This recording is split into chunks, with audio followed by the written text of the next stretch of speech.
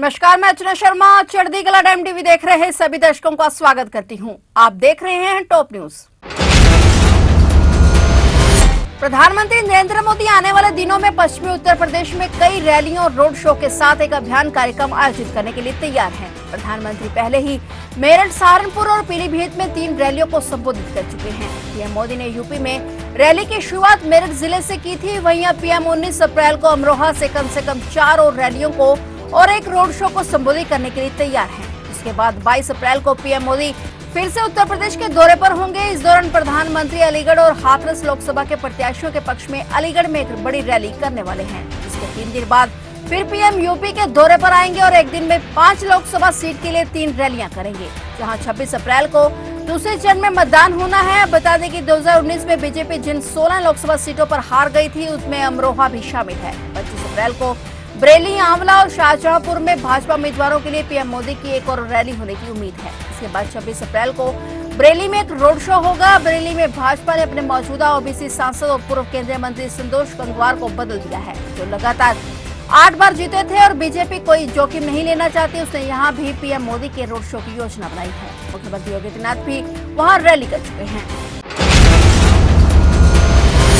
दिल्ली शराब नीति से जुड़े मनी लॉन्ड्रिंग मामले में पूर्व डिप्टी सीएम मनीष सिसोदिया को आज गुरुवार राउंड रेवेन्यू कोर्ट से बड़ा झटका लगा है। राउंड रेवेन्यू कोर्ट ने सिसोदिया की न्यायिक हिरासत 26 अप्रैल तक बढ़ा दी है। हालांकि इस दौरान कोर्ट ने मनीष सिसोदिया समेत दिल्ली शराब घोटाला केस से जुड़े सभी आरोपियों को बड़ा आदेश दिया। राउंड रेवेन्यू कोर्ट ने मनीष सिसोदिया समेत आरोपियों से उन दस्तावेजों की लिस्ट देने का निर्देश दिया जिन दस्तावेजों की जाँच अभी पूरी नहीं हुई है। कोर्ट में मामले की अगली सुनवाई 26 अप्रैल को 11 बजे होगी। बता दें कि सिसोदिया ने अदालत में लोकसभा चुनाव के लिए प्रचार करने के लिए आबकारी मामलों में अंतरिम जमानत देने का अनुरोध भी किया है। इस मामले में आम आदमी पार्टी के नेता सिसोदिया की याचिका पर ईडी और सीबीआई को नोटिस जारी किया है। बता दें कि मनीष सिसोदिया की आज न्यायिक हिरासत खत्म हो रही थी और इसी वजह से उन्हें आज कोर्ट में वर्चुअली पेश किया गया।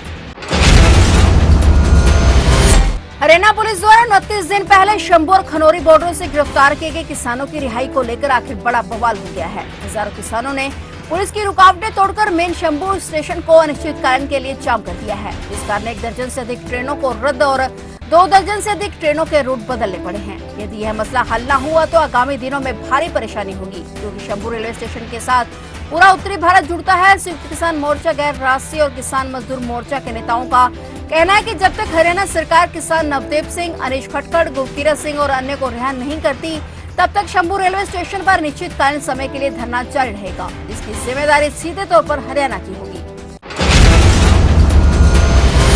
8.46 एकड़ जमीन घोटाले मामले में ईडी ने छापेमारी के बाद गिरफ्तार किए गए जेएमएम नेता अंतु तिर्की, जमीन कारोबारी विपिन सिंह, मोहम्मद इरशाद और पीए रंजन सहाय को ईडी के विशेष न्यायाधीश के समक्ष पेश किया गया, जहां से चारों आरोपियों को न्यायिक हिरासत में बिरसा मुंडा जेल में भेज दिया गया है। इससे पहले ईडी ने पूछताछ के लिए न्यायालय से इन 4 आरोपियों के लिए 7 दिनों की रिमांड मांगी थी। दरअसल रिमांड पर लिए गए फर्जी दस्तावेज बनाने के मास्टरमाइंड मोहम्मद सद्दाम हुसैन से पूछताछ के आधार पर ईडी ने जेएमएम नेता अंतु तिर्की, जमीन कारोबारी विपिन सिंह समेत 4 ठिकाने पर एक साथ छापेमारी की थी। बता दें कि 8.46 एकड़ घोटाले मामले में पूर्व मुख्यमंत्री हेमंत सोरेन, राजस्व कर्मचारी भानु प्रताप समेत 8 लोगों को ईडी द्वारा गिरफ्तार किया गया है, जिनमें से पूर्व मुख्यमंत्री हेमंत सोरेन और राजस्व कर्मचारी भानु प्रताप समेत 5 के खिलाफ ईडी ने चार्जशीट तक न्यायालय में सबमिट कर चुकी है।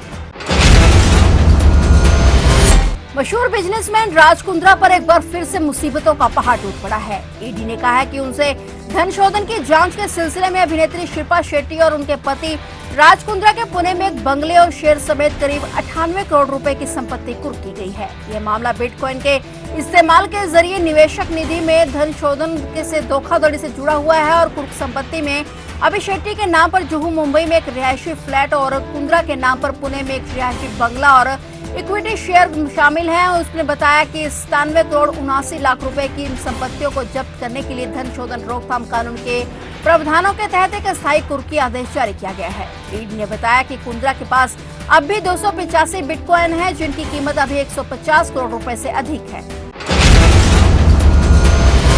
आंध्र प्रदेश के विजयवाड़ा शहर में एक बड़ा हादसा हो गया। शहर के बंदार रोड पर स्थित एक गोदाम में भीषण आग लग गई। आग की लपटें और धुआं दूर दूर तक फैल गया। दमकल की कई गाड़ियां आग बुझाने में लगी रही। आशंका जताई जा रही है कि शॉर्ट सर्किट की वजह से ये आग लगी है। गोदाम में रखे सामान की वजह से आग तेजी से फैल गई और आग ने विकराल रूप धारण कर लिया। पुलिस और प्रशासन के अधिकारी भी मौके पर मौजूद रहे। गनीमत रही कि इस आगजनी में किसी के हताहत होने की खबर नहीं है। वहीं गोदाम के आसपास के इलाकों को खाली करा लिया गया है, लेकिन इस घटना से क्षेत्र में दहशत का माहौल है। पुलिस के मुताबिक घटना शहर के बंदा रोड इलाके में हुई और जहां एक मेडिकल गोदाम आग में जलकर खाक हो गया। इसमें कम से कम 5 करोड़ रुपए का नुकसान हुआ है। आग लगने का सही कारण पता नहीं चल पाया है।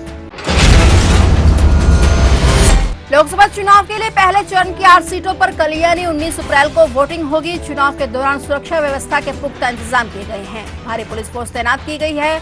इस दौरान किसी भी आपदा से निपटने के लिए एयर एम्बुलेंस और हेलीकॉप्टर भी चुनावी ड्यूटी में शामिल रहेंगे। यूपी में 7 चरणों पर मतदान होंगे। 7 चरणों के दौरान एम्बुलेंस और हेलीकॉप्टर तैनात रहेंगे। बता दें कि यूपी में हर चरण पर अलग अलग लोकेशन पर एयर एम्बुलेंस की तैनाती रहेगी। कल शुक्रवार को पहले चरण की 8 सीटों पर मतदान होगा।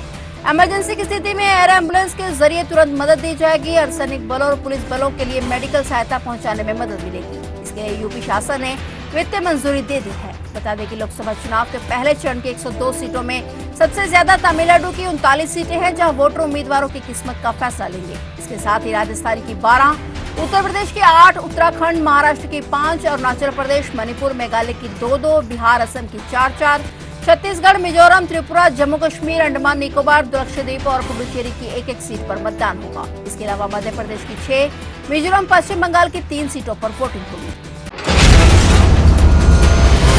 लोकसभा चुनाव के लिए भाजपा की एक और सूची जारी कर दी गई है। सूची में महाराष्ट्र की एक लोकसभा सीट के लिए उम्मीदवार का ऐलान किया गया है। भाजपा की ओर से जारी सूची के मुताबिक इस बार रत्नागिरी व सिंधुदुर्ग सीट से नारायण राणे चुनाव मैदान में उतरेंगे।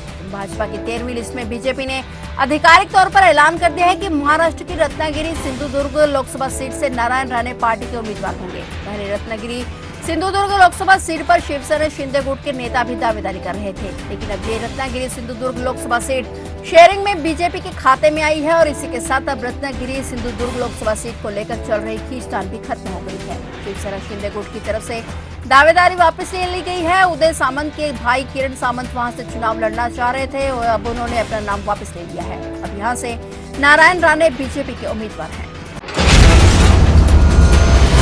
मुंबई में बॉलीवुड अभिनेता सलमान खान के घर के बाहर गोलीबारी के मामले में हरियाणा में एक व्यक्ति को हिरासत में लिया गया है। रिपोर्ट के मुताबिक संदिग्ध गिरफ्तार किए गए आरोपी का 2 आरोपियों में से एक से संबंध था और सभी घटना से पहले और बाद में लगातार संपर्क में थे। अधिकारी ने बताया कि ऐसा माना जा रहा है कि हिरासत में लिया गया संदिग्ध जेल में बंद गैंगस्टर लॉरेंस बिश्नोई के छोटे भाई अनमोल बिश्नोई से निर्देश ले रहा था। अनमोल बिश्नोई ने सोशल मीडिया पोस्ट में इस घटना की जिम्मेदारी ली थी। पुलिस ने कहा कि जांच में गिरफ्तार दोनों को काम पर रखने में लॉरेंस बिश्नोई गिरोह की भूमिका का संकेत मिला है। पुलिस ने जांच के दौरान कहा है कि पुलिस को गुमराह करने के लिए आरोपियों ने बार-बार अपना मोबाइल फोन बंद कर दिया, लेकिन उन्होंने संचार के दौरान उसी नंबर का इस्तेमाल किया। अधिकारी ने कहा कि इसके बाद संदिग्ध का पता लगाया गया और उसे हरियाणा में हिरासत में लिया गया और पूछताछ के लिए मुंबई लाया गया है।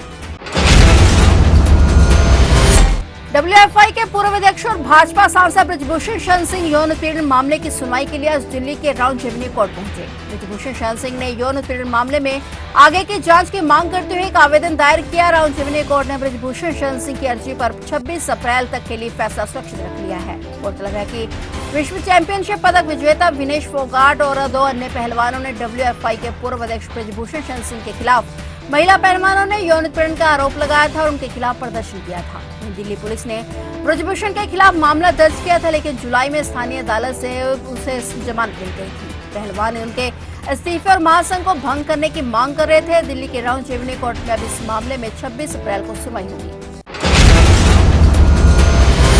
फिलहाल टॉप न्यूज में इतना ही और नए समाचारों के साथ फिर से हाजिर होंगे। तब तक के लिए देखते रहिए चढ़ती कला टाइम टीवी।